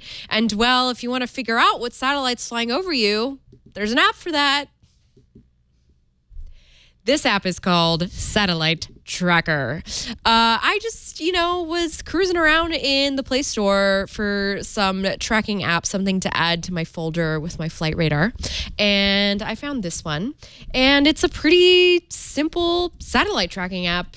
You select how you would like to search for a satellite. You could search by radius. You could search just by there's a globe mechanism you'll see. You can search by satellite name if you know the name of the satellite you'd like to find. Or you can do a map search, which will search wherever you want it to. So we're going to do that one. And I'm going to point to a spot and we're going to figure out what is flying over us right now, if anything. So as you can see, this is a map of the world that we are in right now. This is Earth. And if I zoom in over here, I'm going to zoom in right above San Francisco. Okay, there's Santa Rosa. We're getting closer. Okay, so we're right about here. I'm just going to... Boom, there's Petaluma. All right, so I'm going to confirm this point, and now it is going to show us. Okay, use pinch and expand gestures. So you can expand how much of the radius you want, or you can make it smaller if you would like it to be very obvious. I'm going to just make it bigger for the sake of this. Confirm your radius, and then confirm your category, and then boom. There you go. You got satellites. All those satellites are above us right now? All those satellites are flying above us right now. So... Is that the Space Force? This is called the MOST satellite. This is really cool. Don't never mind. This is really, really fascinating. Here we've got the radar Sat-2, which is flying really fast. Here over the ocean, we've got ChefSat. What is the ChefSat? So here's the thing. You're gonna have to go Google it. The app doesn't take you to any description of what these satellites are, but it does give you the names of them, and you can see the trajectory where they just last flew from, what their trajectory has been on its way to you. It's just kind of, let's see if I zoom all the way out, just kind of shows you it's all going around the Earth. That's cool. It's it's just a reminder that we're not alone. that the truth is out there. The truth is out there, but it's also a reminder that what you're seeing in the sky probably isn't an unidentified flying object. It's probably also this tracks space debris, which is the other thing that I wanted to mention. So you could just be looking at junk in space that somebody tossed out of the ISS, which is very possible.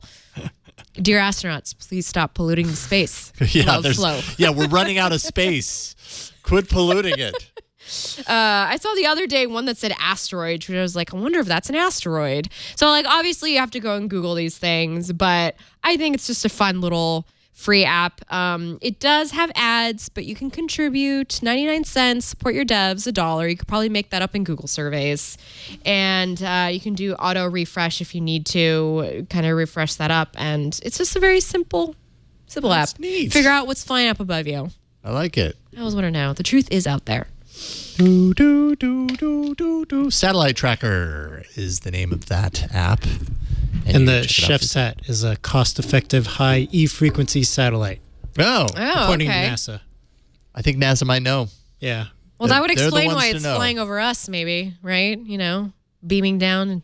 I NASA thought it aids. might have something to do with food. So did I. I was like, man, I hope there's some. It was the Swedish chef. Beef stroganoff on there. Yeah. Flying overhead. All right, twit.to/AAA poll 374 to vote for your favorite app this week. Is it Mr. Number, Samsung Good Lock, or Satellite Tracker?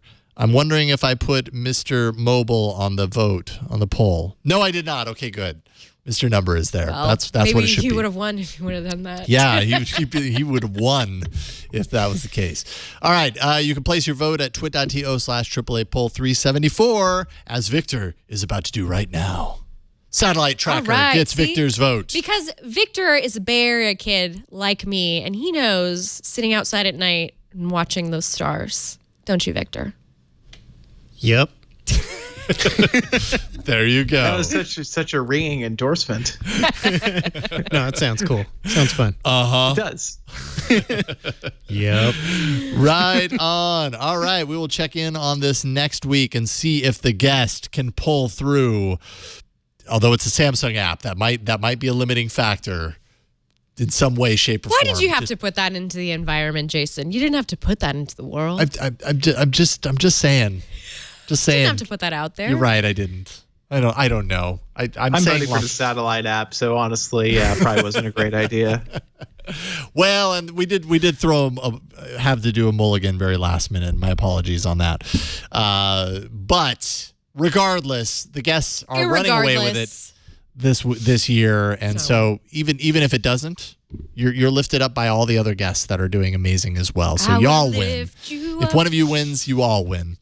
David Ruddick, it's always awesome to get you on the show. Maybe next time we can get you in the studio and you can eat some expired Oreos with us. Yeah, I would love that. Maybe pie by that time. Maybe. Or pie, yes. Yeah. Android pie. Yes. Do you have is there a pea dessert that you are feeling pretty confident about? Ooh, I don't know. I feel like Pez. I really want Pez to be the one. Right. I just want the dispenser. Yeah, I exactly. think the candy is vile, but I want the dispenser. The dispenser would be pretty awesome. You could see a total line of collectibles. Okay, I actually found out something interesting, kind of a fun factoid that could make Pez more likely. They are a family-owned business. So Pez actually, the family that owned Pez originally bought back the company from a larger conglomerate that owned it, I guess, like, I don't know, sometime in the last 15 years or something. So I feel like Google could probably swing something with the Pez family. So true. Maybe. That'd be a good, man, that'd be a good score for Pez, too. They seem to be on brand. They've got Jurassic World and Crayola, and totally, it could happen. Oh, yeah. Oh, look I at those could see it. Incredibles. Incredibles, too. Especially when you consider the Android kind of be together, not the same campaign where there are, I mean, you know, what is the app? What is the app where you can create your Android? Androidify me. Androidify me. Where you can create all these different combinations. Maybe they have a relationship with Pez that you can turn your Androidify me into a personalized Pez dispenser. Huh? Ooh. Huh? That one's free. That would Google. make them a lot of money. Yeah, They although that really- might be really I mean- costly to actually do, but it'd be cool. It's not impossible. Anyways, getting off topic, David Ruddick, we really appreciate you having you taking time to join us on the show today. Thank you, and we would love to have you back soon.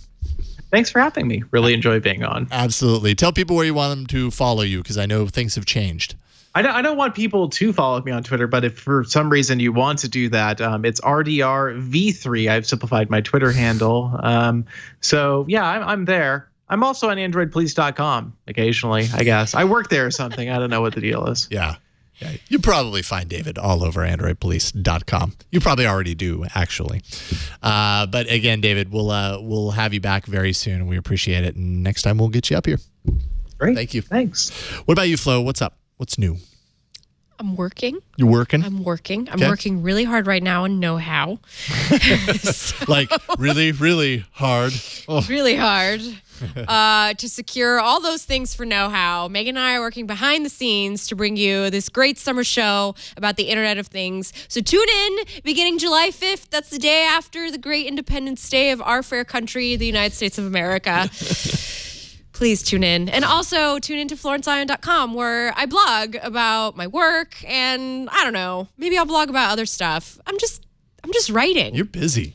I'm trying to stay busy. Yeah. I'm trying to stay busy. I don't think you have to try anymore. I think you just got so many things going on right now. You're busy.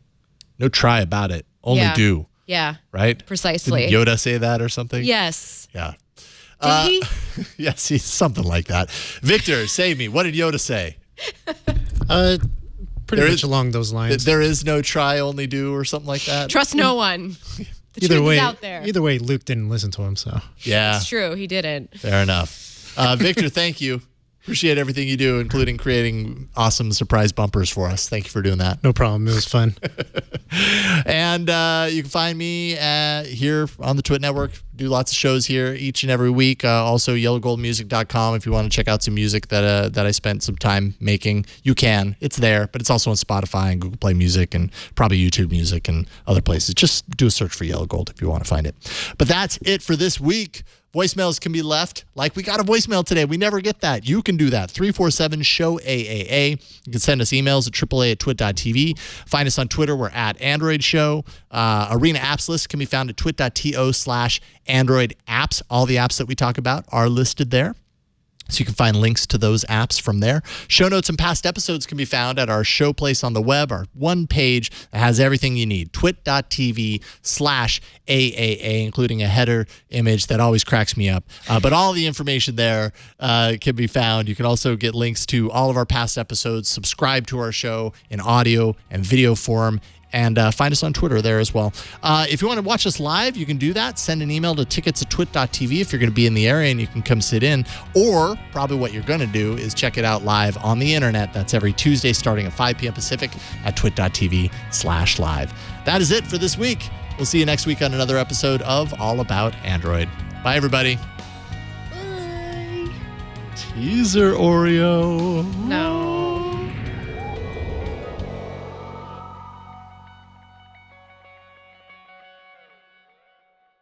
I've got something special today in celebration of Android P, because we still don't know what the P in Android P stands for, and calling it Android P just feels weird. I want to have a name to give to it, and I'm thinking that it might have something to do with today's Oreo flavor. Pumpkin spice. Oh my God, how old are these? Never mind. Never mind, Flo. I'm not telling you. I'm going to cover it up. And we're not going to see. But let me just guarantee that they are fresh and they're ready to be eaten. Limited edition. I've got to cover up over here so you don't see definitely how old they are. Okay. I'm really regretting not coming in for this. Yeah, you should be here for these totally fresh, not at all ordered online. Not at all. Oreos that just kind of fall apart very easily. Nope, away, little hand. Away. It's not your turn. I don't know if you want these little hands. Flo gets these before you do. They only expired like 5 months ago. It's okay. Well, let me see here. Let me do the math. 4 months ago, excuse me. Yeah, 4 months. You're right. 4 months ago. Why? Did you happen to see the I did. The expiration date that's I was very printed curious on the package. All right. Sorry, my hair is falling apart now. You know, this is only half food anyways. The rest of it's preservatives. I'm sure it's fine. Like, you know when pumpkin pie gets kind of congealed after you've left it out for a while? Oh, like you're selling that's it. what it looks like. You're selling it. Like, you know when it kind of, oh wow, it smells like a candle, like a pumpkin spice candle. Oh, I'd be absolutely. I was not ready I for would that totally smell. eat this. I was not ready for the smell. It really does smell like a candle. Like it's too summer right now for this. Yeah, this is right. this is very much a fall candle. Oh, it's very greasy too. All right, Very so greasy. in honor of you, David, we're going to eat one of these. You wish you were here. Next time you'll come in and you'll eat an Oreo with us.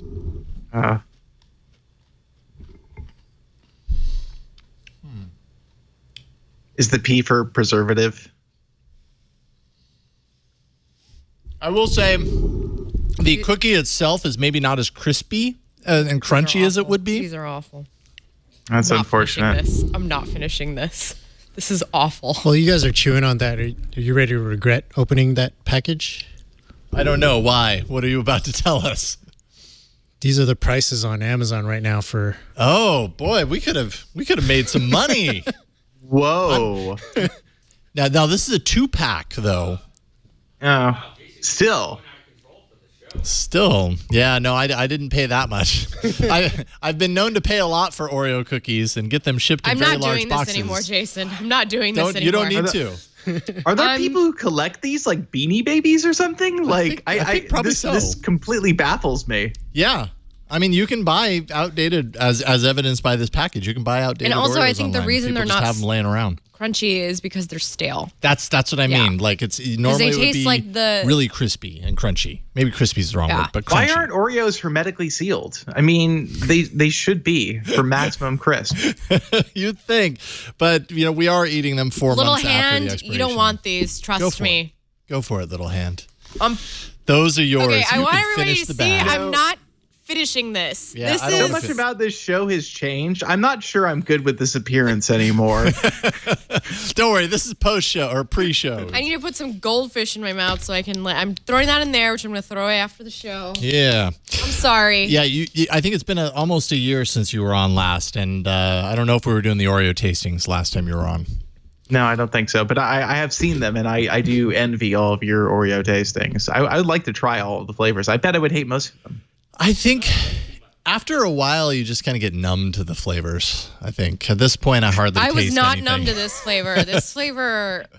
All right. So do you okay. So first of all, what is your rating? And second, is it based on the staleness, the freshness factor, or the flavor factor? It's the flavor. Okay. It's horrid. And what do you give it? 1. This is wow. terrible. Wow, I didn't bottom finish of the it. barrel. I didn't finish it, so it's a 1. Okay. The little hand has something to say too. If you want to cut to the overhead. I think the little hand Yeah, might, the little might hand's have like- something to tell like, you. No, no, thank you. The little hand didn't eat all of it either. It's horrid. It's hard to know what my rating is based on, but I know I didn't like what I ate. I will go marginally better than you and go 2.5. Are we saying like musty Glade candle you found in the drawer? It is exactly like a Glade candle. It's kind of Glade candle-y. Oh, that sounds really unpleasant. My curiosity By is the way- even more piqued. If I brought that smell of candle home, like that candle would have been thrown out on the sidewalk because that is like not okay. That is Maybe it's just the wrong time of offensively year pumpkin. because you know when October happens, I'm not and a everybody's PSL like, "Yay, person. pumpkin!" No. I'm not a PSL person. I've never been. I like a good piece of pumpkin pie with some whipped cream only on Thanksgiving Day. Yeah. Any other day is It's just sacrosanct. too much. What Just can't about do it. what about breakfast the day after? Absolutely. Yeah. And then you follow that with a turkey sandwich at lunch. And then for Okay. dinner, you have turkey And then you move on. tetrazzini. No, you have turkey tetrazzini. You got to use all the turkey, Jason. I mean, you move on from the pumpkin though at that Yes. point. You're like, no, I've you done don't. the You have it pumpkin for thing. breakfast until it's finished because Costco sells really big pies. They do. And that's They are. where They're we always really get large. one pecan and one pumpkin. They're pretty good. So, so what we're saying is we really hope that pumpkin spice is not Android P's dessert. Oh, why would they do that? I think I it don't would know. turn away. If the event's in October, it actually makes a lot of sense. We've done too Well, much. no, wait. No, you're right. They're gonna. That's right. That's the hardware event. The name we're gonna know well in advance. America has flubbed too much up on this point. We cannot call it Android Pumpkin. I am asking you, Google, do not right. call it Android Pumpkin Pie. It might hurt Android, I think. I have to know if you guys have broached the possibility of it being Android Pez. We did that come up last did week? I know broach it. I know that we talked about some options for names. Pez did not end up on our short list of things we thought it might marketing-wise. actually end up being. So good. It's like you could have like Yeah. Android Pez dispensers. Exactly. It's perfect. Yeah, no, it is perfect. It's Don't good. get me wrong. Pez are terrible, but like I want an Android Pez dispenser. That would be I'm pretty total. cool. I like could the totally Cola see it. Pez. What? I like the Cola Pez. I'll do a sleeve of Cola Pez. Oh, it's been so long since I've had those. I forgot those even existed. You can buy them and then put them in the Pez dispenser so you don't have to eat the weird pinky ones. Yeah, they're like Valentine hearts, but worse. I mean, they're just chalk and sugar. Yeah, basically, you're eating chalk. Yes, with lightly sweetened chalk.